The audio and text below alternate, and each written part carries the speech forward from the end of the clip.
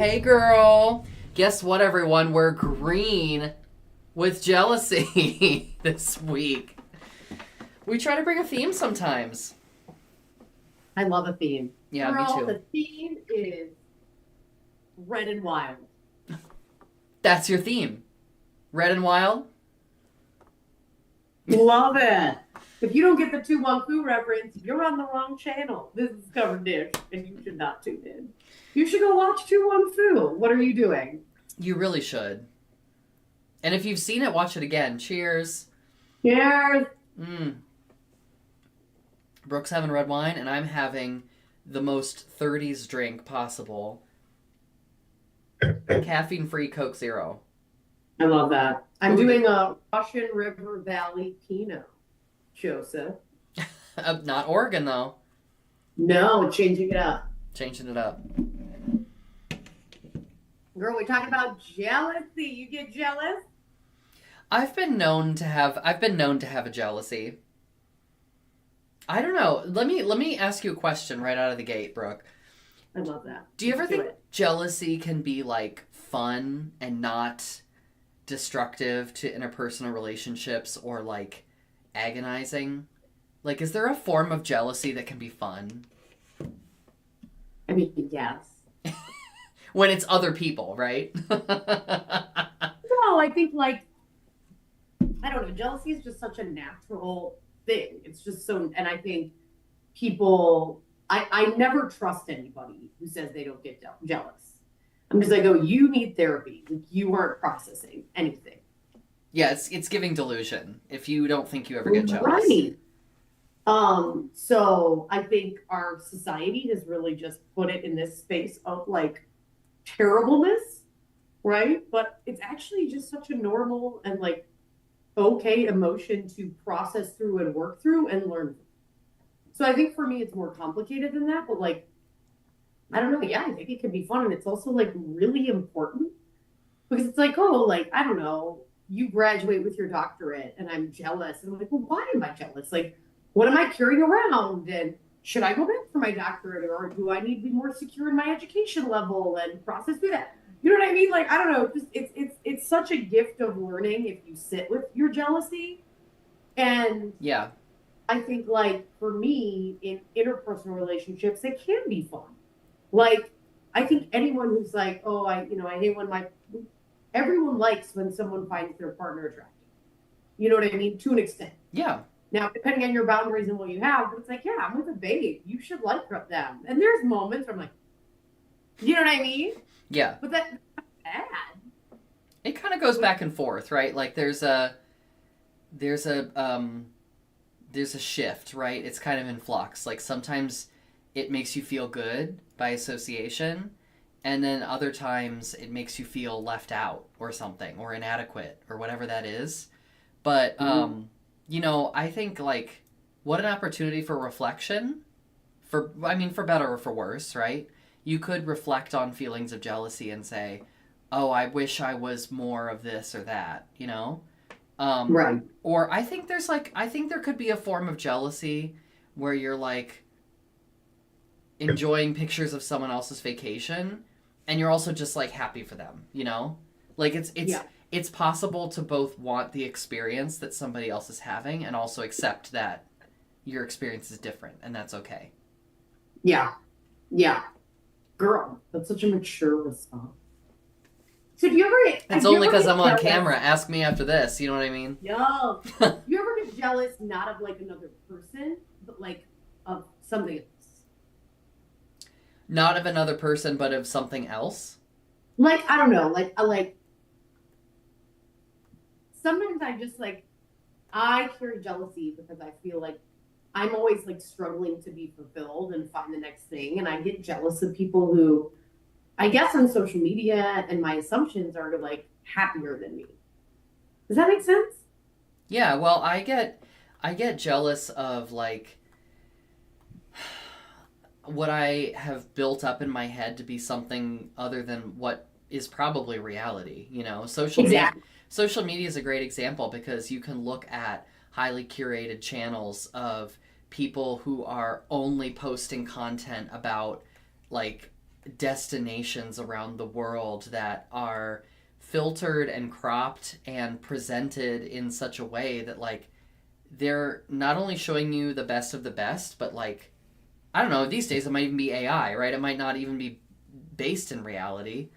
And it's just like, yeah, I mean, why am I getting jealous of something when I That isn't could real. that isn't real? And I could try to I could use energy to exercise some gratitude around what I have, and like if I want to like plan a trip, then I could go do that, you know? Like thankfully I have the ability to plan a trip if I want to. So, Right. I should probably do that. Yeah. Yeah. And I think there's just this, it's really interesting because we are of this generation that kind of was the first generation that came up with, or the last generation that came up without the internet, right? And what does that do? And I think about our generation's social media use, certainly as performers, how we leveraged it, right? But now, I mean, so I had a show Saturday night, and it's been a long time, girl. But I was like, you know what? It's a friend's birthday. Like, let me just get up. And I closed out, and it was just a blast. But the comedians all going up before me had their tripod set up because they need content. They're making content, yeah. They need it. And, coming up back in the day, it was almost garish or tacky to film your set. I still I feel that actually, way. right. Like I really I recorded appreciate my set. Sorry, go Go ahead. ahead. No, go. I was just gonna say I always appreciate when other performers will send me reels of me performing. Like Mhm. I always am like so appreciative to get them if somebody happens to be recording. And I like never ask anybody to do it. Like I could never. It's like a special form of self cringe. Like, hey, could you record Yeah, my act? Like, it's just I think it's the grandma in me. It's just like I don't get it. right. Yeah, but like it's part of the expectation now, and there's a lot, it's like, oh my God, you can never do more than an open mic, but make content and end up on late night. You know what I mean? And what does that look like? Um, I don't know. You know what I mean? Like a guy I went to college with, who I was not close with, but he's sweet. But I'm not like, gonna tell you his name because like that it would be weird. He's a Broadway actor and performer, and he was just on Jimmy Fallon.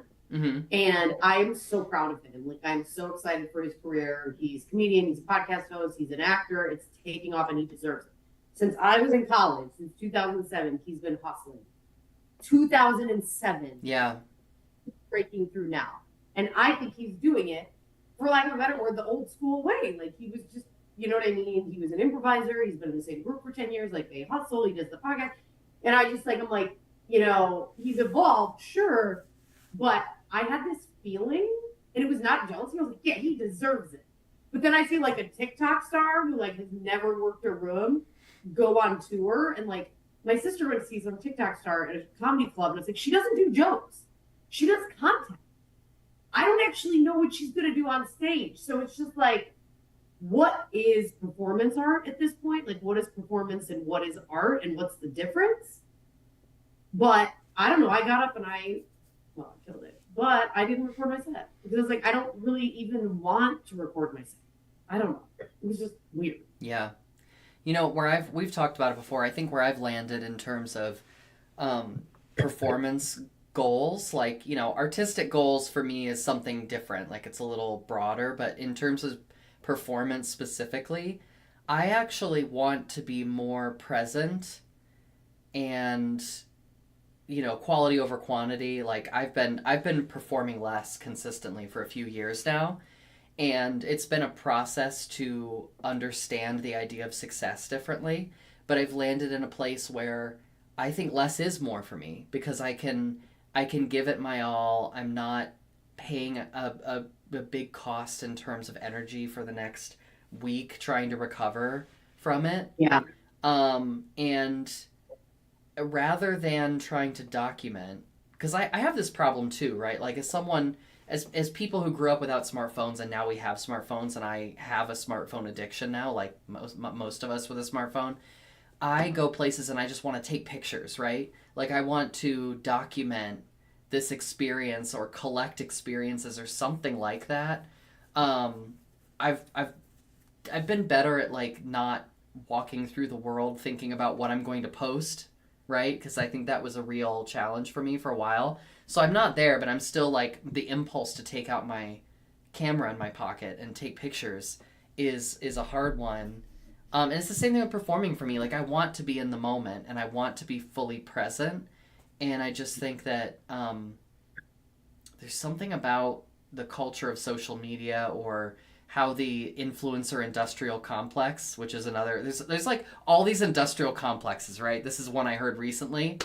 It's affected all of us because now we like want to. I don't know why I want to do that because like I look at influencers and I'm not like, oh, that's the life I want to have, but there's something about it that is influential in my behavior. I haven't figured it out.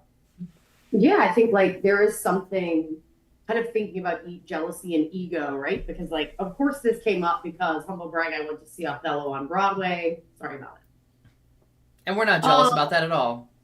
And you know, Iago is the famous villain, and Othello, right? Jealousy takes him, and he ultimately loses it all. But I think Right, Gilbert Gottfried in Aladdin.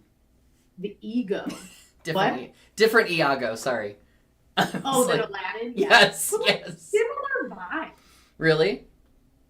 Yeah, yeah. I think he's like very impish and like, you know, and conniving, and yeah, that's totally where they got the name. And screaming all his lines. Yeah.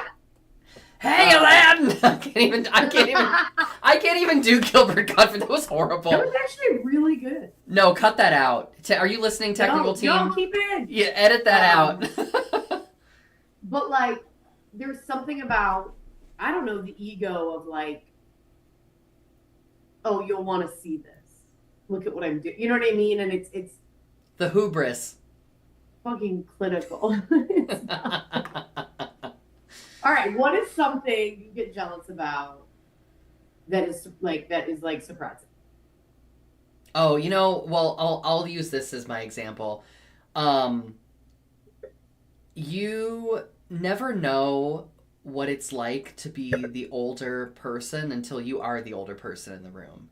And so, like, I was at an event last night for Trans Day of Visibility, and it was mostly college students, which I didn't fully understand before I went to the event. So you had a bunch of college students dressed casually, and I went in a gown. And you might be thinking, like, Eileen, how is that different from your regular Monday night? It's not, but I wasn't, like, I wasn't prepared that I was going to stick out that much, and I was like, oh, great, I'm in a gown, and I'm also 15 years older than all the people in this room. So it's just, it's a little jarring, but the thing that... Oh my God, you were like the spinster trans woman who showed up at Wall Street and like would corner you in your youth. Yeah, Dowager Clown. That name is going to just, it's only going to become more relevant with time. It's you. Yeah. You're the problem. I'm the problem. Truly.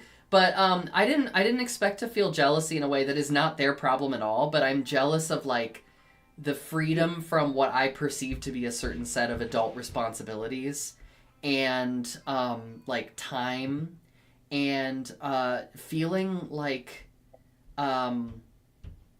free in my body, free from pain, free from energy constraints that I now feel like, especially in the last 6 months, have been changing. Like my body is sort of in shift, and I'm trying to understand how I can take care of it and what the new normal is. And I do experience a little bit of like unhealthy resentment around that from younger people, but that's entirely my issue, right? I'm holding on to the past in the way that I need to accept, like, treasure that time for what it was. I sound like I'm 80. I need to treasure that time for what it was and also realize, like, I have so much living left to do, you know? Girl. Now I have Pippin stuck in my head. It's time to start living. Time to make the most of this world we're given. You don't know Pippin. Anyways, this is a bummer. I don't know Pippin that well. I know the show, but I don't know the songs in it. Okay. I played the grandma when she sang that song. Because I obviously played the grandma because I'm always a character actress and never a fucking lead. Pass me as your romantic lead. Anyway. Well, I've been playing old men, because pre-transition. I've been playing old men for a long time in my life. On the one side. Yeah. I played, what was his name? whatever Ziegfeld's first name in Ziegfeld's Follies. Oh, yes. Yeah. Whatever his name was, I played him one time. I wore a very snazzy suit and had a big old mustache. Girl, that was me today at work. Oh my God. So I had to stay at a hotel the last 2 nights, which totally throws off everything about me. Like now at this age, speaking of age, I'm like, well, I haven't had a meal at home, so like everything's thrown off. I'm just like, I can't poop and I can't breathe and like just everything's a mess. But what was I gonna say? Oh my God.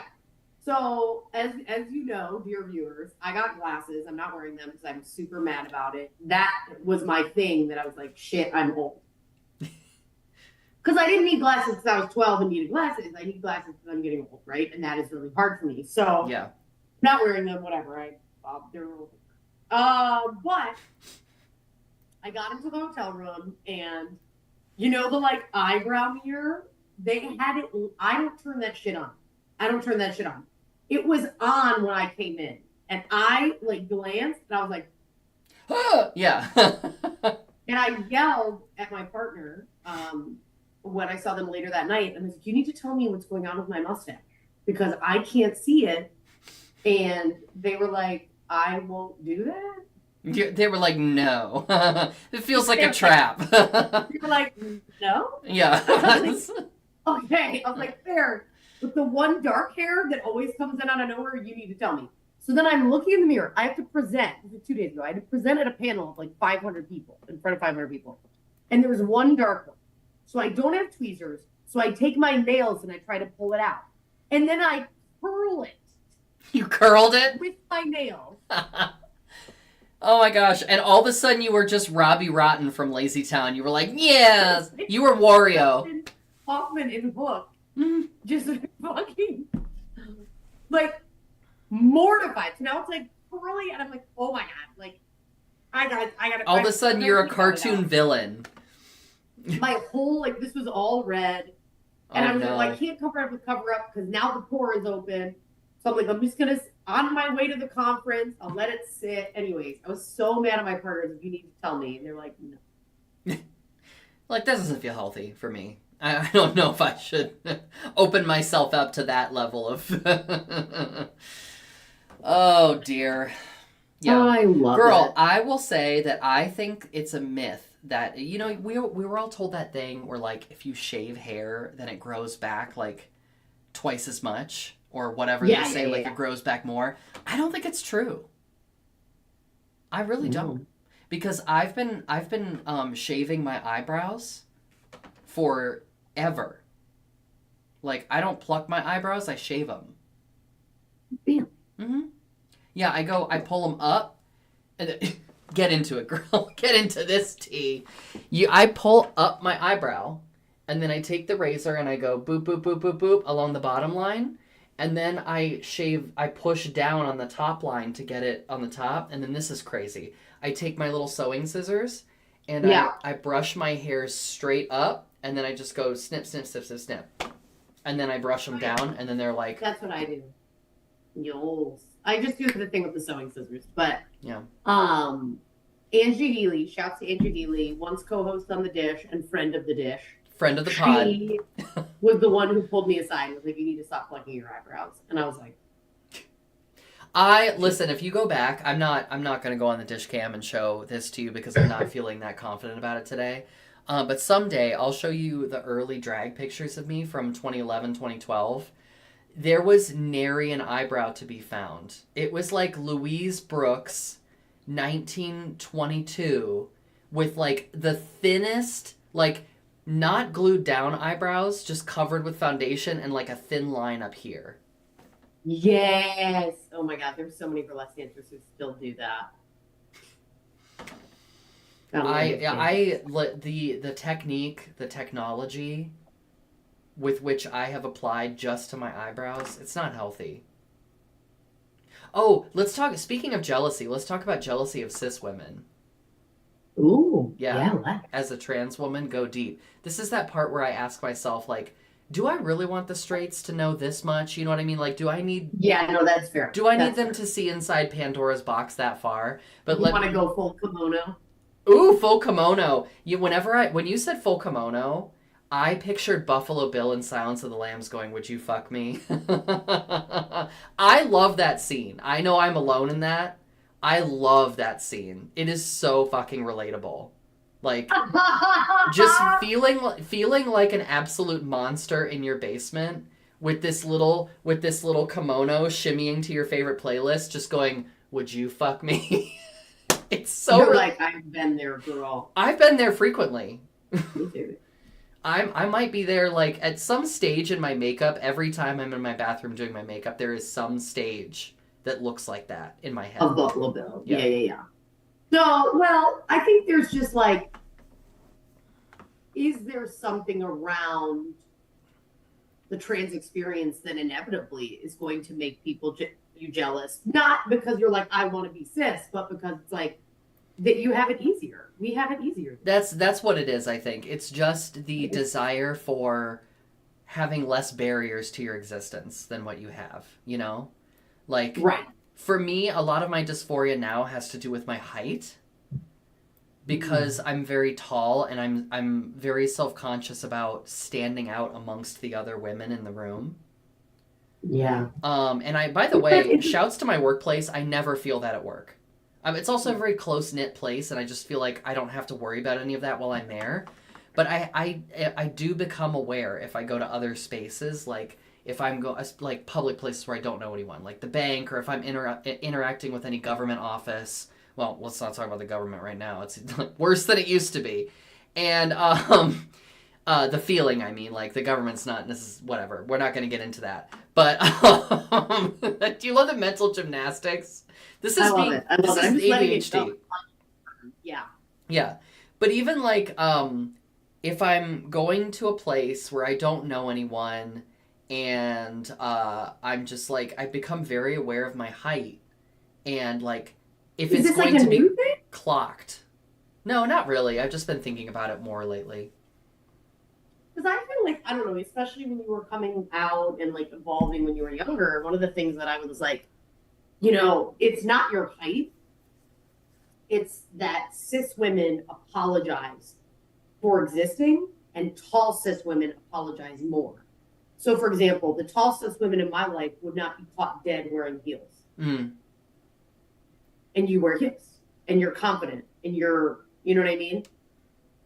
So to me, the height isn't what clocks you. It's the confidence. Mm. Because all tall women who are cis are told their entire lives they will never find a man because they're tall. Right. My sister's tall, and I heard it my entire life. Literally, people were telling a 8-year-old, good luck finding a husband taller than you. Like, what is fucking wrong with you? You know what I mean? Yeah. So I remember meeting when we met, and I was like, I love that she's tall and wears heels. And that stood out to me because cis women don't do that. Tall cis women don't do that. It was through force of sheer will to do that because I don't know, and the concept of glitter armor, like drag queens and burlesque dancers will talk about the glitter armor, which is like I am intentionally putting this on so that I can step into another persona where the things that would normally make me nervous don't because I'm making a choice. But we all have days. Like there are days where I will go out with heels and I'll bring the flats in the car because if I feel a certain way about it in the night, I'm like, I'm going to change. I don't feel confident enough to do this tonight. Not very often, but sometimes.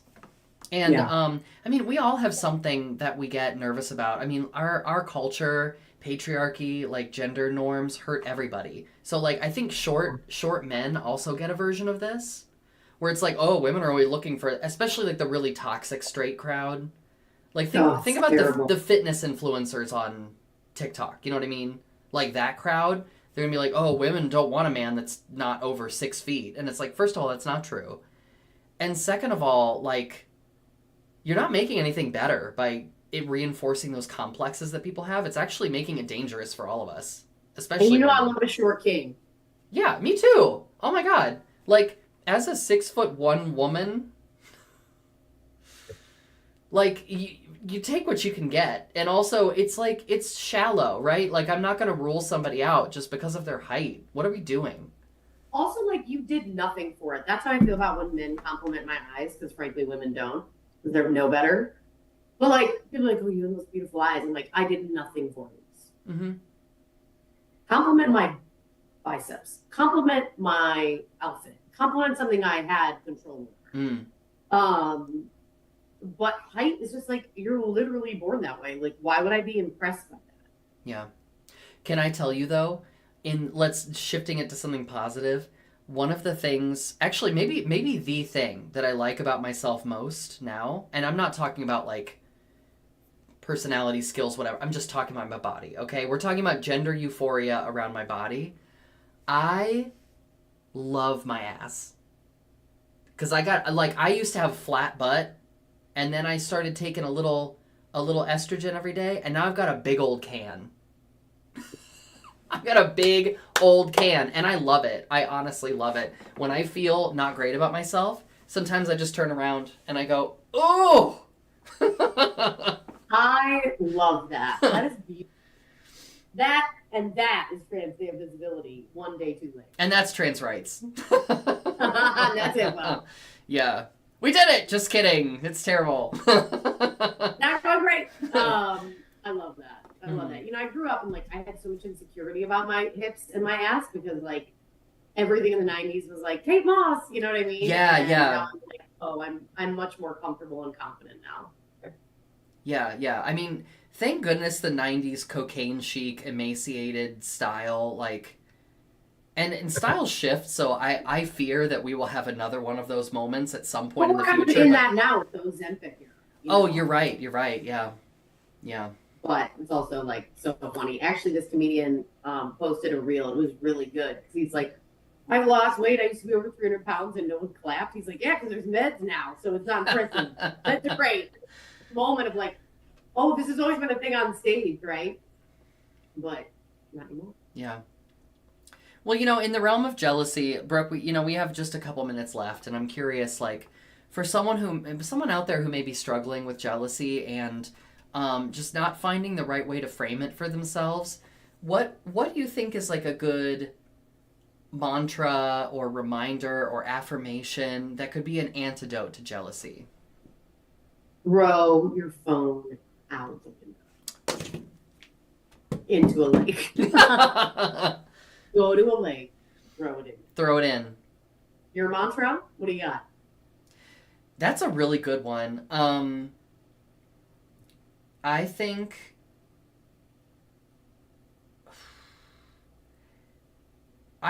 that there is a voice in our heads that pushes us to want to be better. Sometimes that voice is helpful, and sometimes it's like, it's not helpful, it's holding us back, right? Yeah. So maybe there's a way to turn that voice of jealousy or inadequacy into appreciating and accepting who you are, and like just knowing that you have the possibility to grow and improve. Yeah. I love that. Yeah. That's better advice than mine. But it's No, not I think yours is better because honestly, like, I have a friend who just went to a flip phone, and the updates I'm getting from her are like, this is transforming my life. And I'm like, oh, I really want to do that, but I don't think I can right now. I do think that is going to be a pretty significant movement. Me too. Yeah. But, well, we're over at time. Thanks for tuning in, everybody. Yeah. Starting next week, we're going to put our stream on Motorola Razr. So if you want to see some analog dish, we've got it here for you. All right, babies. Take care of yourself. Make safe choices. See you next Tuesday. Bye.